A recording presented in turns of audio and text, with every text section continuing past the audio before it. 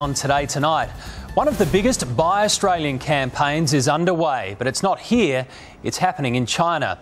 Real estate agents have flocked to China's largest property expo to find thousands of willing buyers, targeting China's wealthy and growing middle class.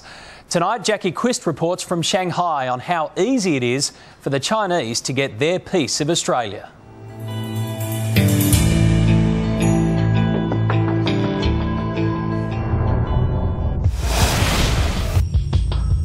Farms, houses, apartments, vineyards. Our finest Aussie assets up for grabs.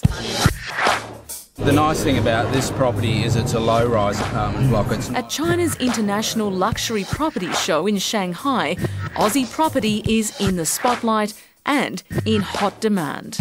Here it's the big sell. Aussie real estate agents on the ground spruiking everything from budget-priced apartments to luxury waterfront mansions. And the Chinese buyers can't get enough. It's better buying at the moment. The market is down. Melbourne real estate agent Chris Bevan from JP Dixon here with a single purpose: to pitch a new apartment complex in Melbourne directly to the Chinese. Also hoping there'll be interest in this $20 million beachfront mansion, complete with tennis court, pool, gym and sauna. They love the security and they also love the more spacious lifestyle because here the apartments are quite small. By comparison, Shanghai is packed and polluted. Home to 23 million people, the city's property market is tightly controlled by the government. With rising interest rates, banks restricting lending and only long leases on offer, it's no wonder cashed-up Chinese don't flinch at Aussie prices. For the Chinese, it's a relatively inexpensive investment in a lifestyle. By comparison, a modest two-bedroom apartment here in downtown Shanghai would set you back around $3 million.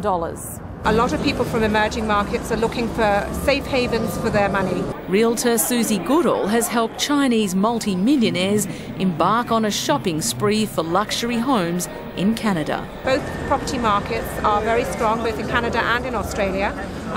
Education's very good as well. So many good schools around here, and also close to city. 6 months ago, Vivian Liu and her family moved to Australia from Shanghai, now happily settling into their new $1.7 million home in Melbourne's upmarket Kew. The air is so fresh in Australia and the people are so friendly. A temporary resident, Vivian and her husband gained approval to buy through the Foreign Investment Review Board, which tightened its protocols only last year, now dictating that foreigners can no longer buy existing Australian homes as investments. Temporary residents may buy only one existing home to live in, but must apply first. Then they must sell their property when they leave Australia. But all foreign investors can continue to buy new or off-the-plan properties without limitation. And there's still a loophole. International students who become permanent residents can buy up big.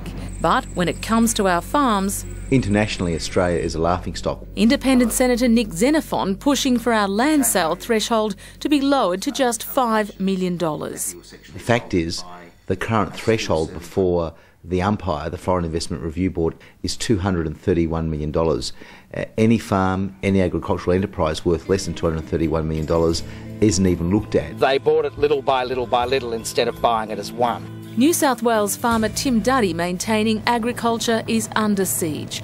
Over the past 2 years, the world's biggest coal miner, the Chinese government-owned Shenhua Watermark Coal, snapped up 43 farms for a total of $213 million on the Liverpool Plains wheat belt, making owners offers too good to refuse.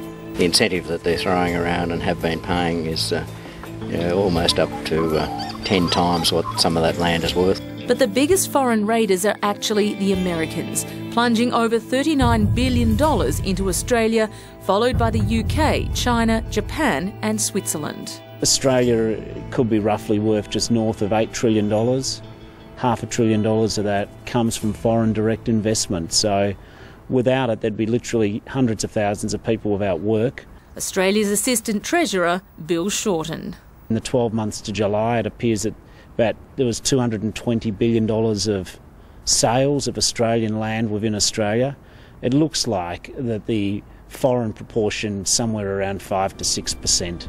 Fact is, though, a quarter of the Northern Territory is either foreign-owned or partially foreign-owned. Now there's even an Australian website spruiking farms direct to the Chinese. Where is this headed? This is not just about the current generation, it's about our kids and our kids' kids. We should be selling the milk, not the cow, the food, not the farm.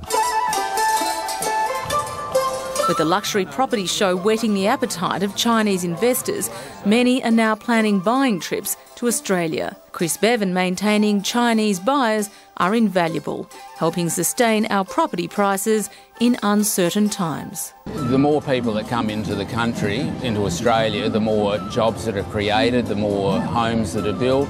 Otherwise the market would be even flatter than what it is at the moment. It's Jackie Quist reporting from Shanghai on our ever-changing landscape.